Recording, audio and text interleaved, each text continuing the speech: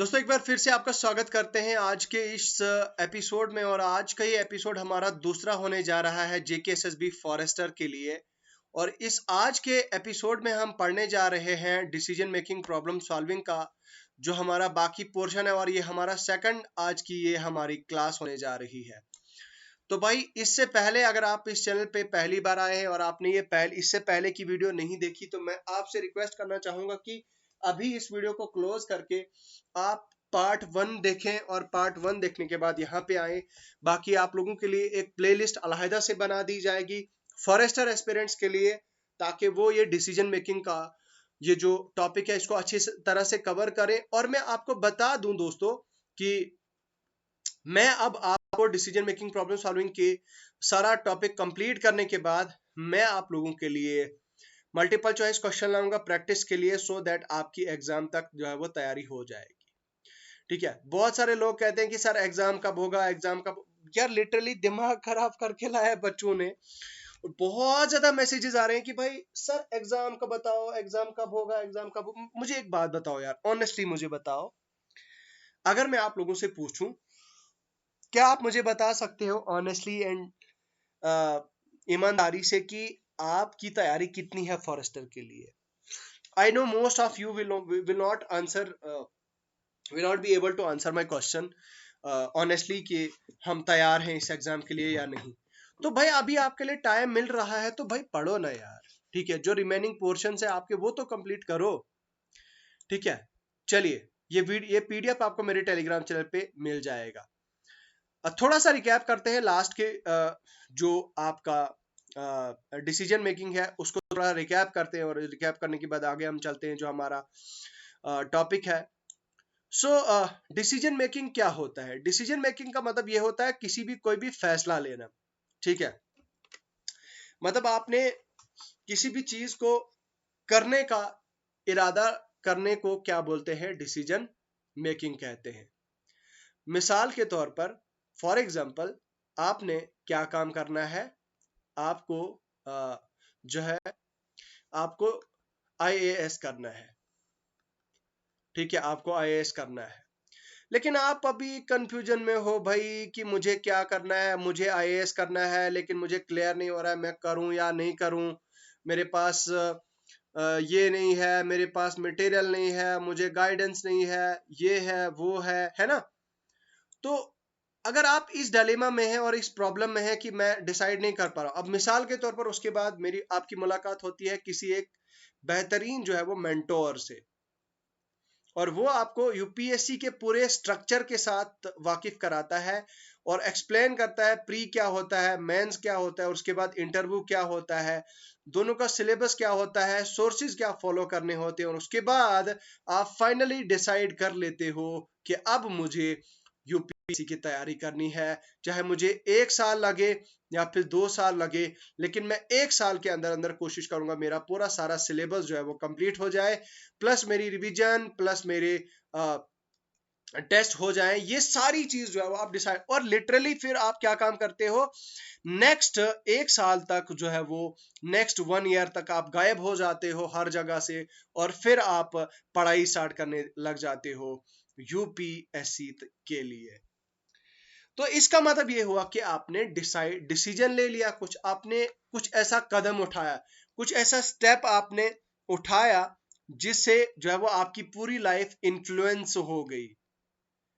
ठीक है, इसका मैं एक दूसरा एग्जांपल देना चाहूंगा, यहाँ पे थोड़ा सा फनी एग्जांपल देना चाहूंगा। मान लीजिए जो है एक आदमी है। ठीक है, मान लीजिए एक आदमी है, और एक वो आदमी क्या करता है कि वो अकेला होता है, पहले सिंगल होता है बेचारा मेरी तरह, सॉरी डोंट माइंड। तो वो सिंगल होता है और वो ये कहता है कि भाई मुझे अब शादी करनी है, I want to get married. वो बंदा क्या करता है कि वो शादी हो जाती है, उसको मैरीज अ ब्यूटीफुल गर्ल। ठीक है, वो शादी कर लेता है बंदा। शादी करने के बाद उसकी सारी लाइफ की समस्याएं और सारी परेशानी जो है वो खत्म हो जाती है।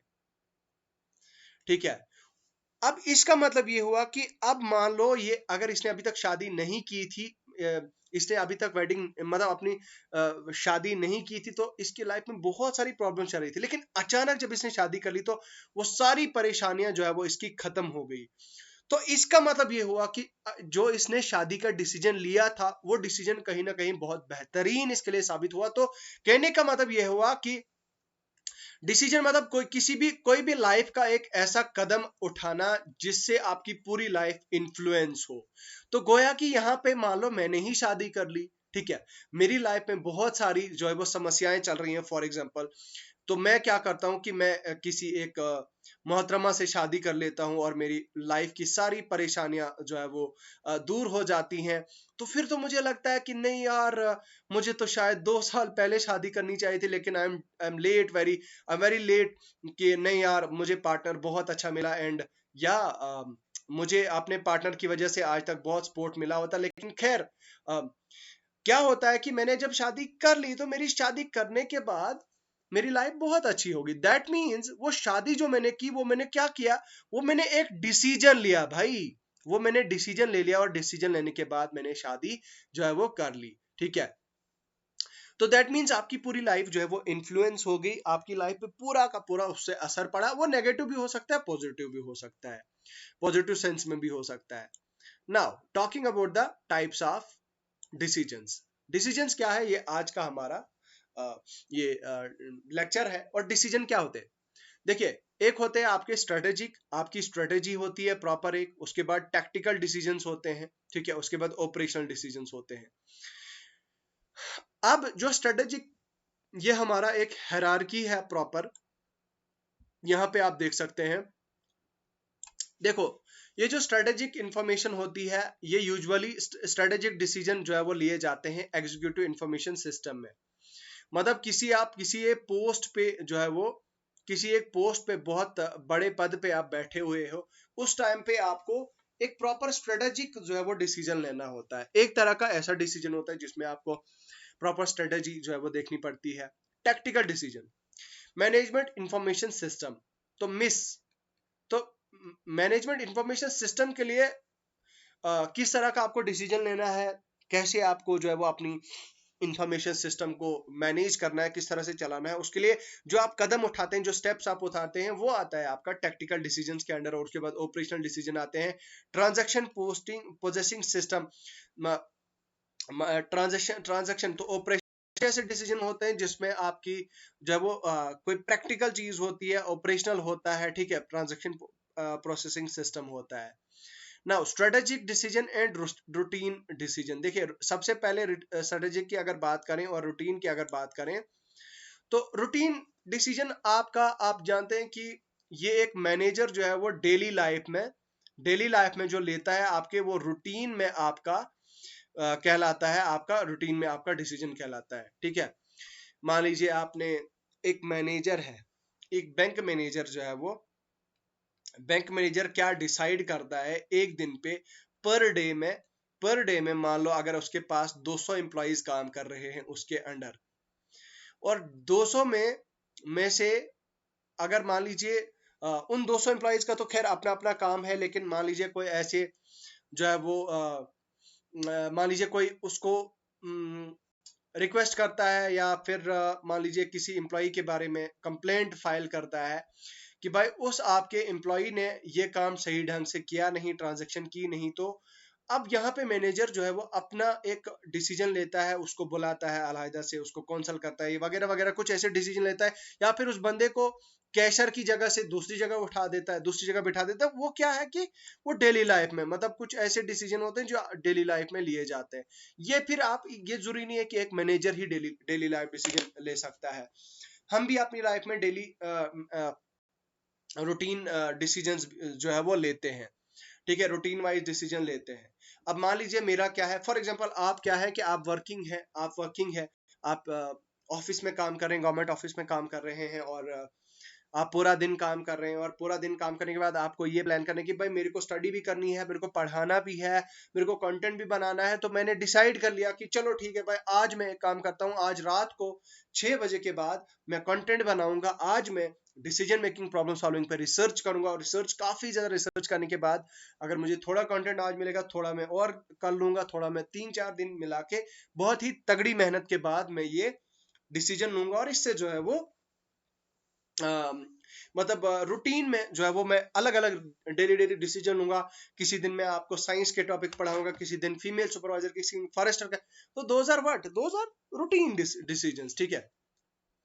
तो उसके बाद यहाँ पे बताया जाता है कि ऐसे जो रूटीन डिसीजन होते हैं, इनमें किसी भी तरह का कोई ज्यादा इवेल्युएशन या रिसर्च या हाई इन डेप्थ स्टडी नहीं लगती है, ठीक है। बाकी हम अगर स्ट्रेटेजिक डिसीजंस की बात करें तो ये काफी इंपॉर्टेंट डिसीजन होते हैं एक फर्म के, ठीक है। काफी इंपॉर्टेंट डिसीजन होते हैं एक फर्म के लिए, ठीक है। फर्म का जो हेड होता है यूजुअली वो इन डिसीजंस को लेता है, top level, upper and middle level management, ठीक है। तो ये भी जो है वो इसमें एनालिसिस और केयरफुल स्टडी जो है वो होती है, ठीक है। तो मान लीजिए कोई ऐसी कंपनी है, मल्टीनेशनल कंपनी है, और मान लो मैं अभी एग्जांपल के तौर पर मैं अमेजोन की बात करूंगा, ठीक है। अब अमेजोन में मान लो 40,000 एम्प्लॉयज काम कर रहे हैं। आप मेरी बात थोड़ा ध्यान से सुनिएगा। 40,000 एम्प्लॉयज काम कर रहे हैं, और जो टॉप लेवल मैनेजमेंट है, क्या है टॉप लेवल जो मैनेजमेंट है, मैनेजमेंट का काम क्या है कि उन एम्प्लॉयज को उनकी देखरेख करना, उनको सैलरी देना वगैरह वगैरह, उनको काम टास्क असाइन करना, उनसे काम करवाना। तो मान लीजिए अब अमेजोन के पास मान लीजिए अब जो है वो artificial intelligence, AI based services, cloud services आती हैं, या फिर कोई भी किसी तरह की कोई सर्विस मिलती है, और वो सर्विस उनको मिलती है बहुत ही कम पैसे में, मतलब 1% of the salary they give to almost 1,000 employees. तो भाई ऑब्वियस सी बात है, उसका 1%, 1,000 का 1% ही उनको उस एआई टूल पे देना पड़ेगा। वो क्या काम करेंगे, उन 100 लोगों को, 1,000 लोगों को जो है वो क्या काम करेंगे, ले ऑफ करेंगे। तो क्या है, वो ले ऑफ है, मतलब फिर वो निकाल देंगे उनको। तो उसके लिए उनको स्ट्रेटेजिक जो वो डिसीजन लेना पड़ेगा, भाई आगे हम इस पे एनालिसिस करेंगे, क्या अगर हम इन एम्प्लॉयज को ले ऑफ कर रहे हैं, इनके बाद जाने के बाद क्या हमारी नुकसान, कंपनी को कोई किसी तरह का नुकसान तो नहीं झेलना पड़ेगा, किसी तरह का कोई बड़ा जो है वो ट्रेजिक जो है वो नुकसान से तो नहीं जूझना पड़ेगा, इस तरह का जो है वो सोचा जाता है, मतलब सोचा जाता है इन सारे स्ट्रेटेजिक डिसीजंस में। Programme decision and non programme decisions क्या होते हैं भाई? Programme decision that are repeated in nature, these are deal with specific lower management granting leave to employees, purchasing spare parts and programme decision. अच्छा, ये जो programme decision होते हैं, programme decision वो होते हैं जिसमें क्या होता है, जो ऑलरेडी से प्रोग्राम करके होते हैं। मैं आपको एग्जांपल के तौर पर समझाना चाहूंगा कि मान लीजिए एक अगर कंपनी है, कंपनी के टॉप लेवल मैनेजमेंट है, उसके बाद मिडल है, ठीक है, उसके बाद जो है वो लो लेवल है। अब टॉप मिडल लो लेवल की जो है वो है, अब देखो ये टॉप लेवल का जो मैनेजमेंट बैठी है, इसका अपना काम है, मिडल का अपना काम है, और लो लेवल का अपना काम है। अब मिडल में कुछ ऐसे ऑफिसर्स बैठे होंगे जिसका काम क्या होगा, जिनका काम होगा लीव देना, लीव सैंक्शन करना, वो सारी चीजें डील करना।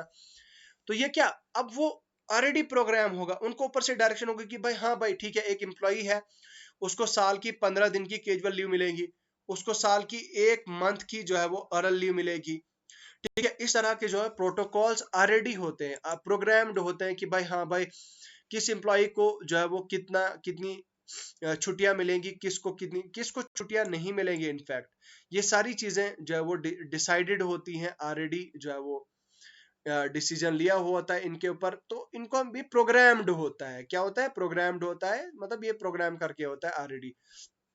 उसके बाद नॉन प्रोग्राम डिसीजंस क्या होते हैं? नॉन प्रोग्राम डिसीजंस क्या होते हैं, जो प्रोग्राम्ड ना हो, ठीक है। यहाँ पे जो है वो बात करें हम, जैसे कि not that are not routine और डेली अकरेंसेस।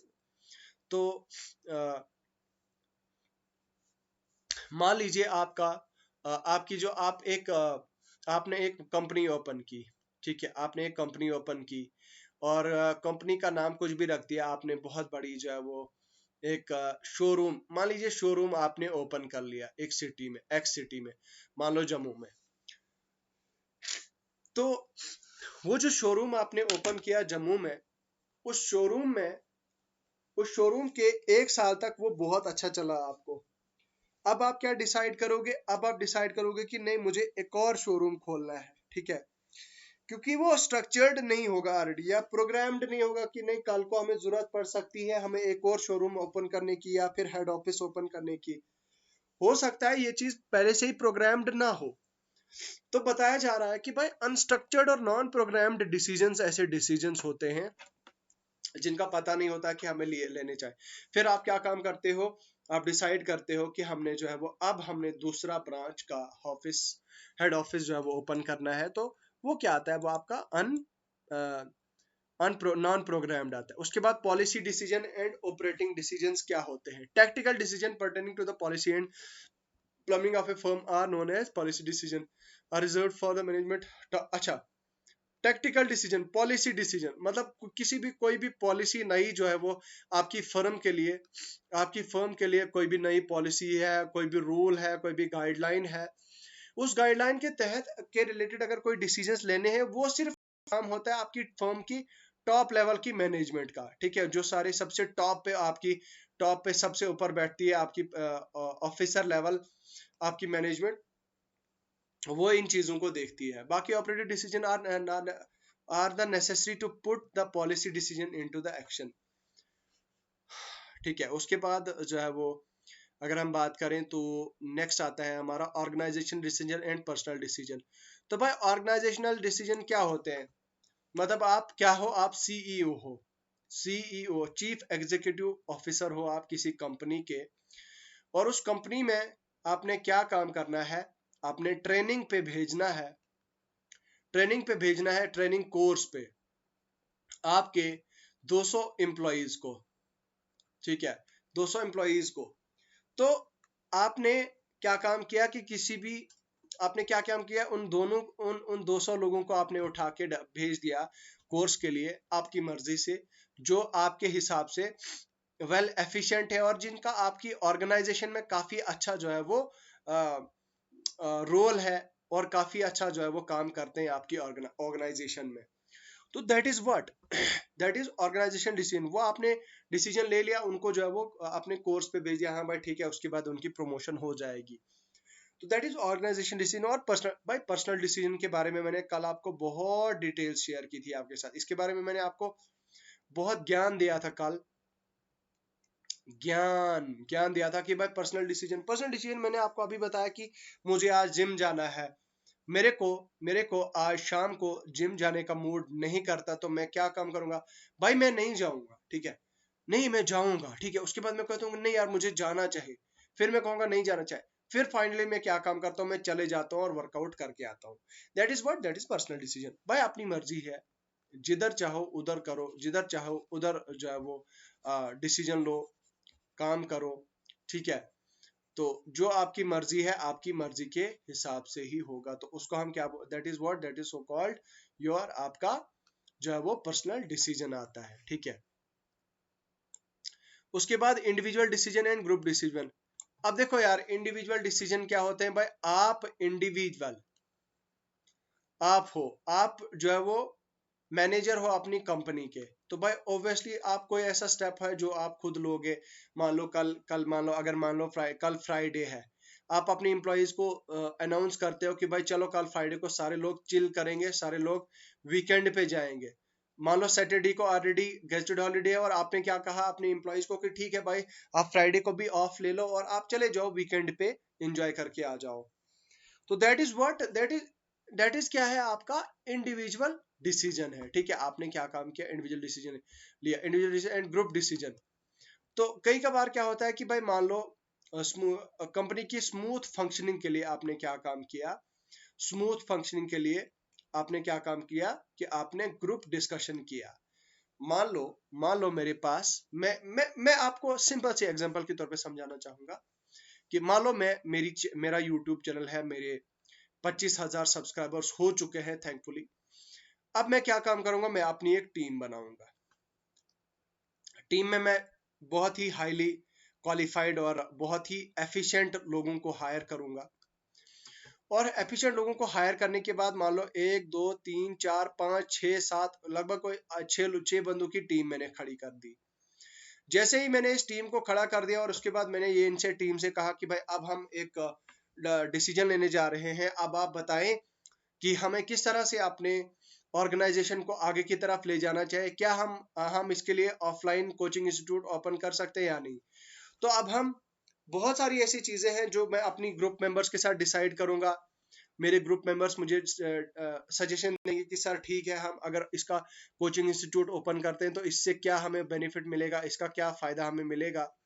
ये चीज जो है वो मैं अपने जो मेरे टीम मेंबर्स हैं उनके साथ डिस्कस करूंगा। तो that is your group discussion, मतलब ग्रुप में आप डिसीजन करते हो और मतलब डिस्कस करते हो फिर डिसीजन लेते हो, ठीक है।